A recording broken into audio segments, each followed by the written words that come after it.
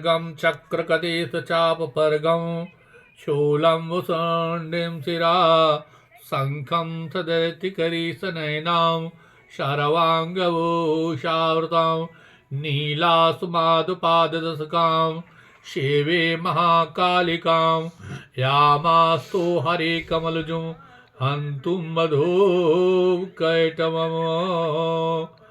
अम्बा पर जगदम्बा दुर्गे मैया की जय। इस प्रकार हरिश्चंद्र महाराज की कथा सुनाते हुए विश्वामित्र जी उन बातों को सुनकर के भी राजा ने पुनः शेप को मुक्त नहीं किया। तब विश्वामित्र जी ने पुनः शेप के निकट जाकर के उसे वरुण देवता का मंत्र प्रदान किया तथा वरुण देव का स्मरण करते हुए मंत्र जप करने का उपदेश दिया। शुनाशेप के इस प्रकार मंत्र जप करने पर वरुण देव प्रकट हुए। राजा ने भी उनसे विनती करते हुए क्षमा याचना की। वरुण देव ने दयार्द होकर के शुनाशेप को बंधन मुक्त कराया और राजा को भी रोग मुक्त कर दिया। राजा हरिश्चंद्र अपनी स्त्री तथा पुत्र के साथ आनंद पूर्वक राज करने लगे।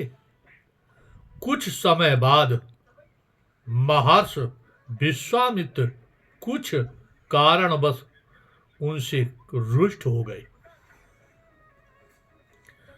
वे कपट पूर्वक एक ब्राह्मण का वेश बना करके राजा से मिले। राजा ने उनसे कहा कि मैंने राजस्व यज्ञ किया है, आप जो भी कुछ मांगोगे मैं उसे पूरा करूंगा। इस प्रकार राजा हरिश्चंद्र ने विश्वामित्र जी से कहा। उस ब्राह्मण के प्रभाव में आकर के राजा ने अपना संपूर्ण राज विश्वामित्र को दान कर दिया। बाद में विश्वामित्र जी ने इस दान की सांगता सिद्ध हेतु 2.5 बार स्वर्ण की दक्षिणा देने के लिए कहा कि सांगीता आप अलग से दें 2.5 बार, क्योंकि किसी भी दान की सांगीता दक्षिणा के बिना वो दान सफल नहीं होता है। इसलिए राजा हरिश्चंद्र अत्यधिक चिंताग्रस्त हो गए। दक्षिणा के लिए विश्वामित्र के क्रूर वचनों को सुनकर के वे अपनी पत्नी तथा पुत्र के साथ काशीपुरी आए और काशीपुरी में आकर के महाराज जी कहते अपने पति को अत्यधिक चिंताग्रस्त देख करके उनकी पत्नी ने उनसे कहा, हे महाराज, आप चिंता छोड़ करके अपने धर्म का पालन कीजिए। अपने सत्य वचन का अनुपालन रूप जो धर्म है उससे बढ़ करके दूसरा कोई अन्य धर्म मनुष्य के लिए नहीं है। इसलिए सच बोलना चाहिए। इस प्रकार दूसरा कोई अन्य मनुष्य के लिए नहीं धर्म है।